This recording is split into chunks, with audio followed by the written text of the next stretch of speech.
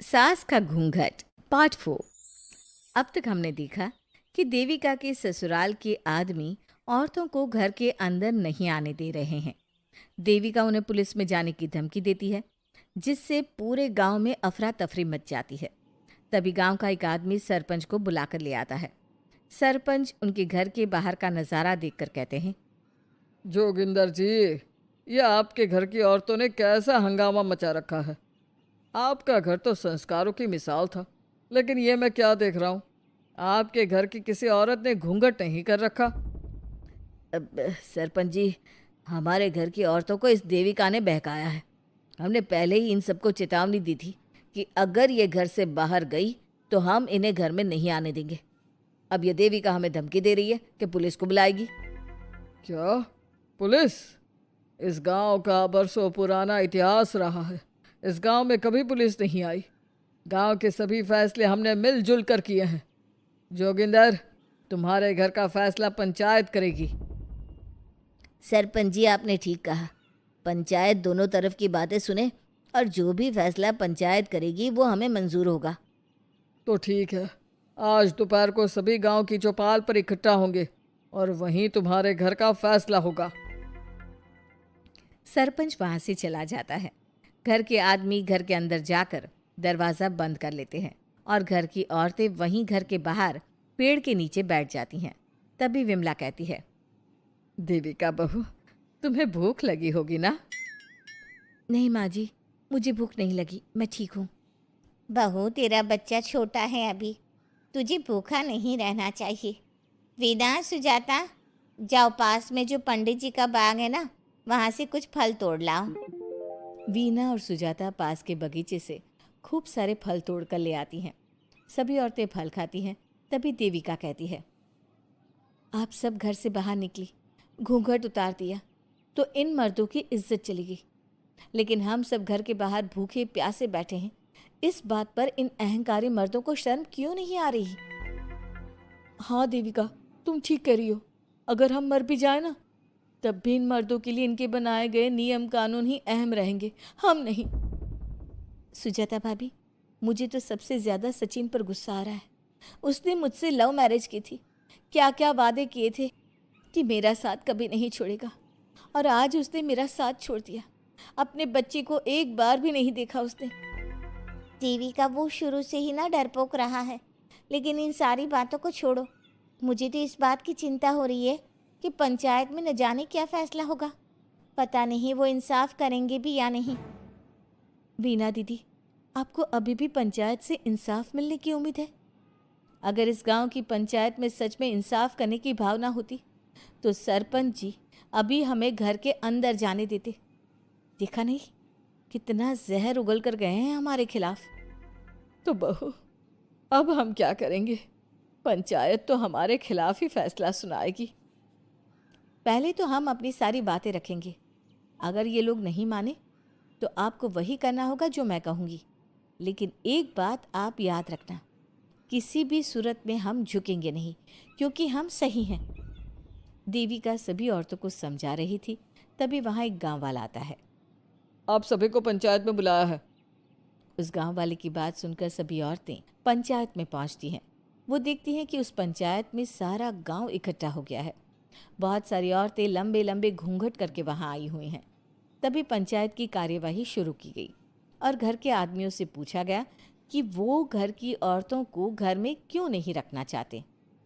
हमारे घर की औरतें ना तो घूंघट उतारती है और ना ही किसी डॉक्टर से इलाज करवाती है, और हमारे मना करने के बाद भी इन सब ने घर से बाहर कदम रखा, हमसे ऊंची आवाज़ में बात की। हमने इन सबको चेतावनी भी दी, लेकिन इन्होंने हमारी बात नहीं सुनी। अब ये सभी औरतें हमारे घर में नहीं रह सकती। अब औरतें अपना पक्ष रखें। ये कानून की किस किताब में लिखा है कि औरतों को घूंघट करना चाहिए? और अगर मेरे ससुराल की औरतें मुझे डॉक्टर के पास ना लेकर जाती तो ना मेरा बच्चा जिंदा बचता और ना ही मैं। लेकिन दाई अम्मा से हम इलाज करवा रहे थे ना। दाई अम्मा को कुछ समझ में नहीं आ रहा था। देविका का इलाज दाई अम्मा के बस की बात नहीं थी। काफ़ी देर तक दोनों पक्षों में बहस चलती रही। दोनों एक दूसरे पर आरोप प्रत्यारोप लगाते रहे, लेकिन दोनों पक्षों की बात सुनने के बाद पंचायत ने जो फैसला लिया उसके लिए तो देविका पहले से ही तैयार थी। दोनों पक्षों की बात सुनने के बाद पंचायत ने यह फैसला किया है कि सारी गलती महिलाओं की है। अगर वो अपने अपने पतियों से माफ़ी मांग लेती है और वादा करती है कि भविष्य में कभी ऐसी गलती नहीं दोहराएंगी, तो वो घर के अंदर प्रवेश कर सकती हैं। हमें पंचायत का फैसला मंजूर नहीं है। हमने कोई गलती नहीं की जो हम माफ़ी मांगे। और किस बात का वादा करें हम? हमने देविका की जान बचाई है, तो आप हमसे भविष्य में किसी की जान ना बचाने का वादा ले रहे हैं क्या? अगर तुम्हें पंचायत का फैसला मंजूर नहीं है तो तुम सबको घर में नहीं पुरानी हवेली में रहना होगा, जो अब खंडहर बन चुकी है। यह खंडहर तुम्हारे घर के सामने ही है। सरपंच जी, आपका फैसला सही नहीं है। एक बार और सोच लीजिए इस फैसले के बारे में। ओ शहर की छोरी, 4 किताबें क्या पढ़ ली, हमें सही गलत का पाठ पढ़ाएगी? तुझे पता नहीं कि पंचायत का फैसला यहाँ सदियों से चलता आया है और लोग उसी को मानते आए हैं। अच्छी तरह जानती हूँ सरपंच जी। अगर मैं चाहूँ तो आपके इस फैसले को कोर्ट की चौखट तक ले जा सकती हूँ। पुलिस को बुलाकर अभी घर के अंदर जा सकती हूँ।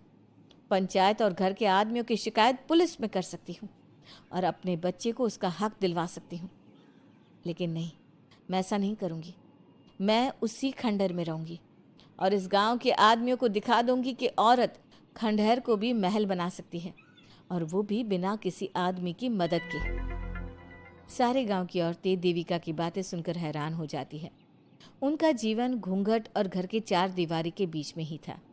कोई औरत अपने हक के लिए पंचायत से भी टकरा सकती है, ये बात उन्होंने पहली बार सुनी थी। अब देविका घर की औरतों के साथ खंडहर में चली जाती है। माँ जी, ये खंडहर तो काफ़ी पुराना है। भाभी, खंडहर पुराने ही होते हैं। मुझे तो डरावना भी लग रहा है।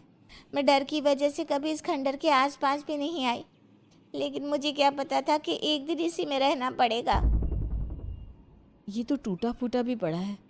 माँ जी, एक काम करते हैं, ये खंडहर तो काफ़ी बड़ा है, इसलिए एक हिस्से की साफ सफाई करके उसे ही रहने लायक बना देते हैं। बाद में धीरे धीरे पूरा खंडहर ठीक कर लेंगे। हाँ बहू, तुम ठीक कह रही हो। विमला भाभी और मैं इस खंडहर के टूटे हुए हिस्सों पर मिट्टी और ईंटें लगा देते हैं। सुजाता और वीना, तुम साफ सफाई कर लो। सभी औरतें मिलकर खंडहर के एक हिस्से को सुधारना शुरू कर देती है और काफ़ी देर तक मेहनत करने के बाद वो उस हिस्से को काफ़ी हद तक अच्छा कर लेती हैं। और इसी तरह रात हो जाती है। सभी औरतें बैठकर बात करती है। माँ, हमने इस खंडहर को घर तो बना दिया है, लेकिन ये घर चलेगा कैसे? हाँ माँ जी, मैं भी यही सोच रही हूँ। और हम सब तो बड़े हैं, गर्मी सर्दी भूख कुछ भी आसानी से बर्दाश्त कर सकते हैं।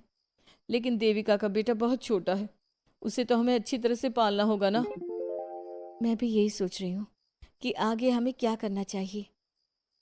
कम्मू और मैं मिलकर मिट्टी का चूल्हा और मिट्टी के बर्तन बना देते हैं। कुछ दिन के लिए खाने का इंतज़ाम भी हो जाएगा, क्योंकि यहाँ पर खेत और बाग बगीचे आसपास ही हैं, कहीं से कुछ भी ले सकते हैं। पहले आप मुझे ये बताइए कि आप सब लोगों को आता क्या है? मतलब कोई ऐसा काम जिसका आपको शौक हो, जो आपने बचपन से किया हो। बहू, तेरे दिमाग में चल क्या रहा है? माँ जी, बहुत कुछ चल रहा है। बस अब हमारा सारा ध्यान इस बात पर होना चाहिए कि हम अपने लिए अच्छे से अच्छा क्या काम कर सकते हैं। आप सब हिम्मत से और समझदारी से काम लो, फिर देखना हम इस खंडहर को भी महल बना देंगे। इसके लिए सबसे पहले हमें आत्मनिर्भर बनना होगा। देविका सभी को समझा रही थी, तभी उसका बेटा रोने लगा। उसने अपने बेटे को गोद में उठाया और उसे चुप कराने लगी। अब देविका के सामने सबसे बड़ी चुनौती थी कि वो किस तरह से ससुराल की औरतों को आत्मनिर्भर बनाए और किस तरह से अपना घर चलाए।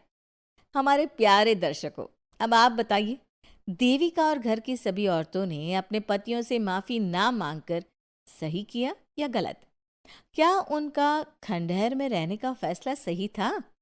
अब देविका को क्या कदम उठाना चाहिए, हमें कमेंट में ज़रूर बताना। हमारी कहानी को लाइक, शेयर और चैनल को सब्सक्राइब करना मत भूलना।